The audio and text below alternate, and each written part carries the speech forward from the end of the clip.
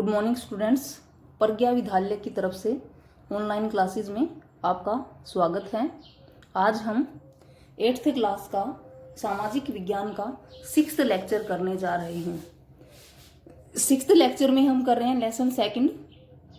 इसमें हमने मृदा, भूमि, मृदा, जल 3 संसाधनों का हम अध्ययन कर चुके हैं। पिछले 3 लेक्चर में हमने भूमि, मृदा और जल संसाधनों का अध्ययन किया है। आज हम करेंगे प्राकृतिक वनस्पति और वन्य जीव संसाधन। प्राकृतिक वनस्पति और वन्य जीव संसाधन। देखिए, प्राकृतिक वनस्पति और वन्य जीव स्थल मंडल, जलमंडल और वायुमंडल के बीच जुड़े एक संक्रिय क्षेत्र में ही पाए जाते हैं। जैसे हमारे 4 मंडल हैं, स्थल मंडल, जलमंडल और वायुमंडल, और इसके साथ एक और है जैवमंडल। तो जैवमंडल कौन सा है? जिसमें स्थल मंडल, जलमंडल और वायुमंडल के साथ प्राकृतिक वनस्पति भी हो और वन्य जीव भी हो, तो वो क्या कहलाएगा? जैवमंडल।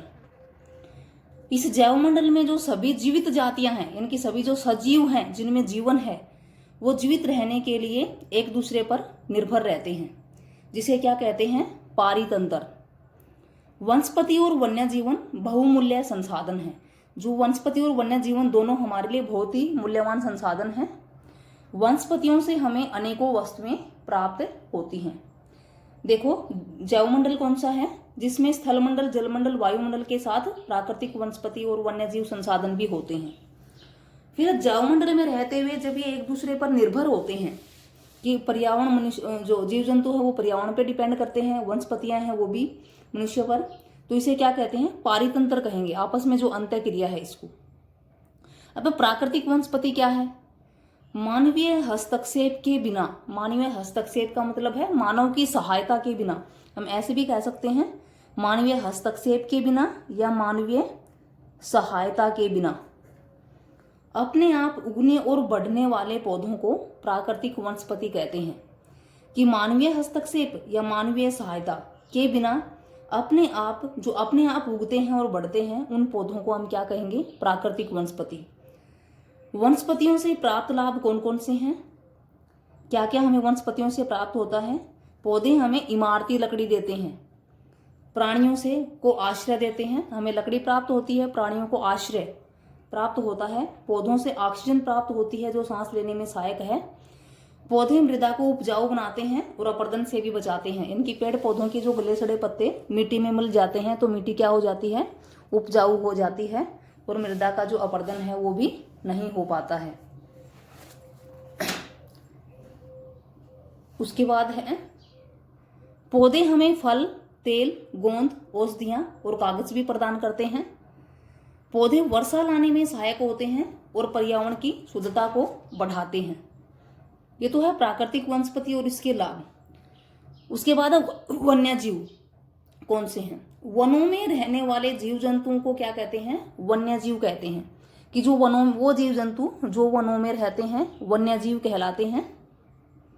जैसे हाथी है, शेर है, चीता है, इन सब में वन्य जीवों में ही शामिल है ये। इसी के साथ वनों में छोटे जीव और कीट पतंगे भी होते हैं, पक्षी भी होते हैं। जीवों से हमें विभिन्न लाभ प्राप्त होते हैं जो इस प्रकार हैं। कौन कौन से? जैसे पशुओं, जैसे गाय है, भैंस है, भेड़, बकरी है, इनसे हमें दूध, मांस और खाल प्राप्त होती है। कीट है जैसे मधुमक्खी, हमें क्या करती है? शहद प्रदान करती है। हाथी के दांत से हमें विभिन्न वस्तुएं बनाई जाती हैं। इनके लाभ हैं जीवों के।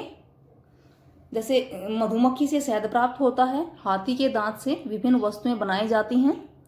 चिड़िया अपने भोजन के लिए कीटों पर निर्भर है, जो एक अपघटक के रूप में कार्य करती है।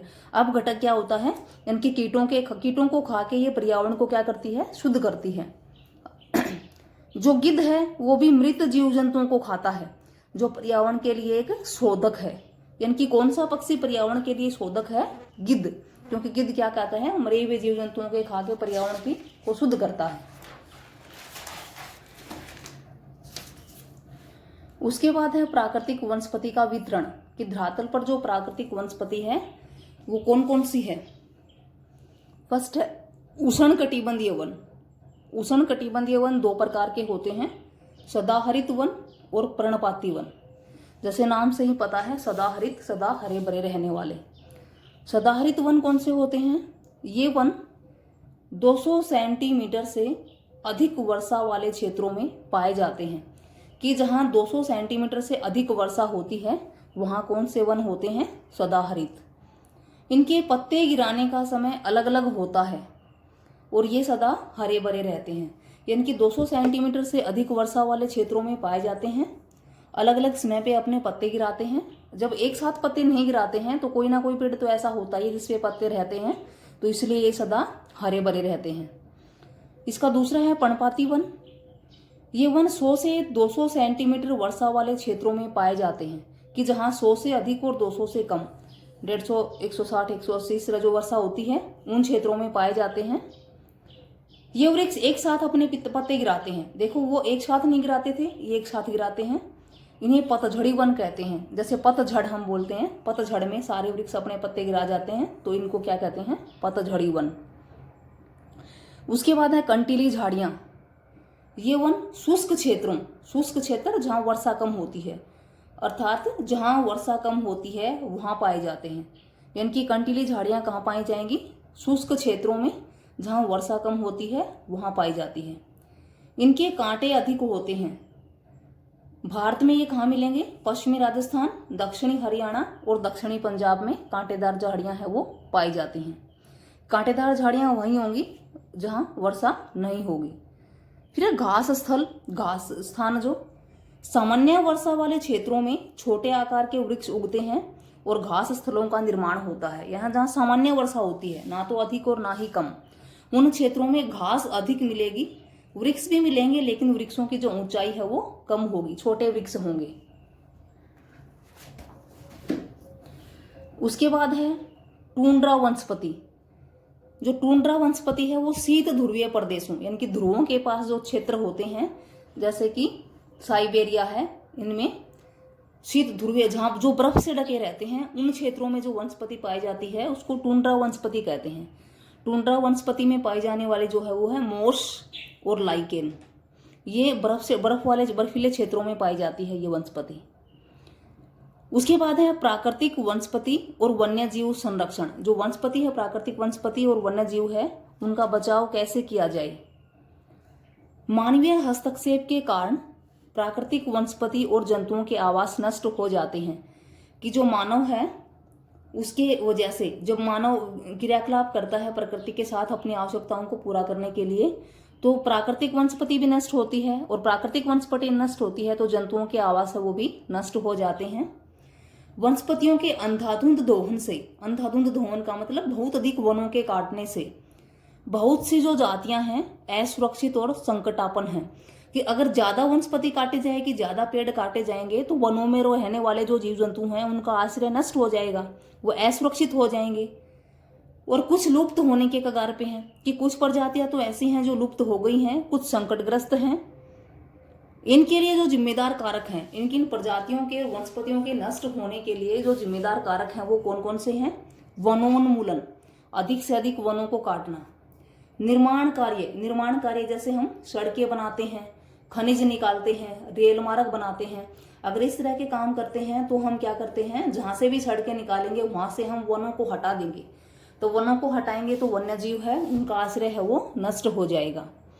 उसी तरह से है दावानल। दावानल क्या होती है? वनों में आग लगना। फिर है भूस्खलन, बहुत सारे मलबे का एक साथ गिर जाना, या व्यापार के लिए जंतुओं का शिकार करना।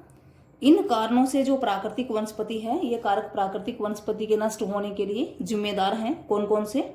वनोन्मूलन, निर्माण कार्य, दावानल, भूस्खलन और व्यापार के लिए जंतुओं का शिकार। फिर संकटापन प्रजातियां, कि कौन कौन सी प्रजातियां ऐसी हैं जो संकटग्रस्त हैं? चीता है, शेर है, हाथी है, ब्लैक बक, मगरमच्छ, दरियाई घोड़ा, हिम तेंदुआ, स्तुरमुर्ग और मोर। ये वो प्रजातियां हैं जो संकटग्रस्त हैं, यानी कि खत्म हो गई हैं। जैसे स्तुरमुर्ग है वो तो खत्म हो गया है और कुछ खत्म होने के कगार पर हैं। उसके बाद है संरक्षण के उपाय, कि इनको बचाने के लिए क्या क्या उपाय किए जाएं। हमें राष्ट्रीय उद्यानों की, वन्यजीव अभ्यारण्यों की और जैवमंडल नीचों की स्थापना करनी चाहिए। अंधाधुंध वनोन्मूलन और शिकार पर रोक लगानी चाहिए, कि वनों को काटने पर और पशुओं के शिकार करने पर रोक लगाई जानी चाहिए।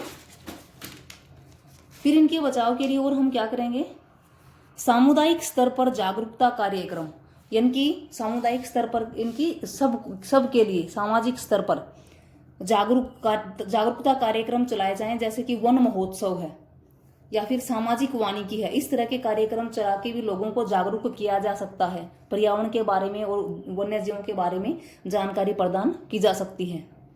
फिर पक्षियों और प्राणियों के व्यापार पे प्रतिबंध लगाकर, पक्षियों और प्राणियों का जो व्यापार है अगर हम उस पर प्रतिबंध लगाएंगे तो भी इनका जो बचाव है वो किया जा सकता है। और अधिक से अधिक वन लगाने चाहिए, अधिक से अधिक वन लगाकर। अब देखिए इसमें हमने किया है राष्ट्रीय उद्यान और जीवमंडल नीतियों की स्थापना करके। अब राष्ट्रीय उद्यान क्या होते हैं, ऐसा प्राकृतिक क्षेत्र जहां वर्तमान और भविष्य की सुरक्षा के लिए विशेष प्रजाति के पौधों और प्राणियों को रखा जाता है, कि वर्तमान में भी और भविष्य की सुरक्षा के लिए जो विशेष प्रजाति के पौधे और प्राणी हैं, इनके जो संकटग्रस्त हैं, जो खत्म होने के कगार पे हैं, उनको रखने के लिए जो क्षेत्र बनाया गया है उनको राष्ट्रीय उद्यान कहते हैं। फिर जीवमंडल नीचे, फिर कि वह क्षेत्र जिसको पौधों और प्राणियों की सुरक्षा के लिए आरक्षित वर्ग में रख दिया जाता है, कि एक ऐसा क्षेत्र जिसको रिजर्व घोषित कर दिया है, आरक्षित घोषित कर दिया है, तो उसे हम क्या कहेंगे, जीवमंडल नीचे कहेंगे। Thank you students. आज हमने क्या किया, प्राकृतिक संसाधन और वन्य जीव संसाधन। इसमें आपको होमवर्क क्या करना होगा, ये आपके क्वेश्चंस हैं जो आप नोटबुक में राइट भी करोगे और लर्न भी। प्राकृतिक वनस्पति किसे कहते हैं, सदाहरित वन और पर्णपाती वन में अंतर बताओ, वनस्पतियों के लाभ बताओ, वनस्पति और वन्य जीवों के नष्ट होने के लिए कौन से कारक जिम्मेदार हैं, और राष्ट्रीय उद्यान और जीवमंडल नीचे किसे कहते हैं। Thank you students. आशा है कि आप इनको अपनी नोटबुक में राइट भी करोगे और लर्न भी।